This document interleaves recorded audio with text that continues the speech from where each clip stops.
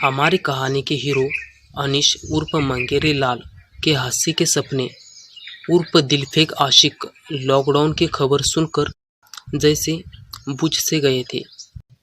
माँ और बहन के चेहरे देख देखकर इतने बोर हो गए कि उनका ज़्यादातर वक्त सोशल साइट यानी कि फेसबुक पर नई नई आईडी, वो भी लड़कियों की, ढूंढने और फ्रेंड रिक्वेस्ट भेजने में ही बीत रहा था।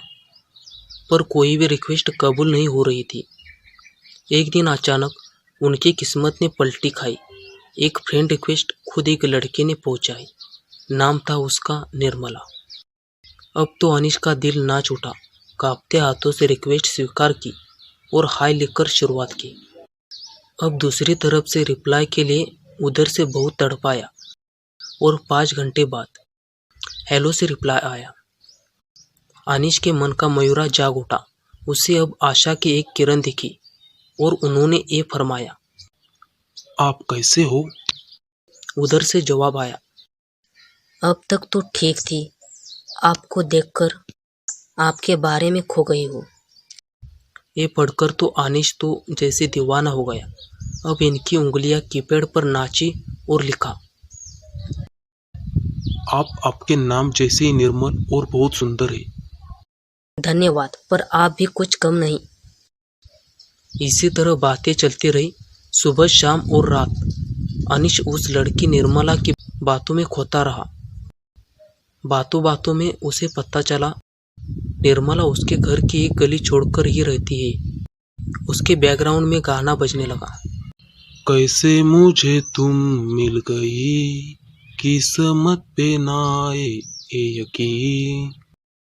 एक दिन निर्मला ने अनीश को बताया, उसके घर का राशन खत्म हो गया है और कुछ सब्जी भी नहीं बची। लॉकडाउन के कारण मैं घर से बाहर भी नहीं निकल सकती और मेरे पिताजी को भी मैं बाहर नहीं भेज सकती। तुम मेरी कुछ मदद कर सकते हो प्लीज? इतना पढ़ते ही अनीश ने आओ देखा ना ताव, घर का ही कुछ किराना का सामान और एक तरह की सब्जी लेकर पहुंच गया, वो भी निर्मला के घर।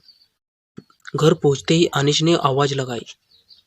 उस घर से एक लड़का निकला और सामान लेते हुए बोला, दीदी अब नहा रही है, आपसे बाद में बात कर लेंगी।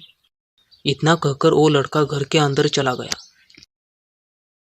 घर से कुछ दूर चला ही था कि उसे एक पुराना मित्र मिला जो उसी गली में रहता था। हालचाल पूछने के बाद उसने आने का कारण पूछा। तब अनीश ने बताया कि फेसबुक पर तेरी होने वाली भाभी मिली है, उसका नाम निर्मला है और मैं उसी के घर कुछ किराने का सामान पहुंचाने गया था। तब अनीश के मित्र ने कहा, यहाँ तो इस नाम की कोई लड़की नहीं रहती, तू जरा उसका मकान बता। अनीश ने मकान की तरफ जैसे इशारा किया, उसका दोस्त पेट पकड़ पकड़ कर हंसने लगा। अबे वहाँ कोई निर्मला नहीं, निर्मल नाम का लड़का रहता है और वह तुम्हारे जैसे ही लोगों को बेवकूफ़ बनाकर अपने काम निकालता है। इतना सुनते ही जैसे अनीश की दुनिया ही हिल गई, मानो उसके पैरों के नीचे से जमीन ही खिसक गई और बैकग्राउंड में म्यूजिक बजने लगा।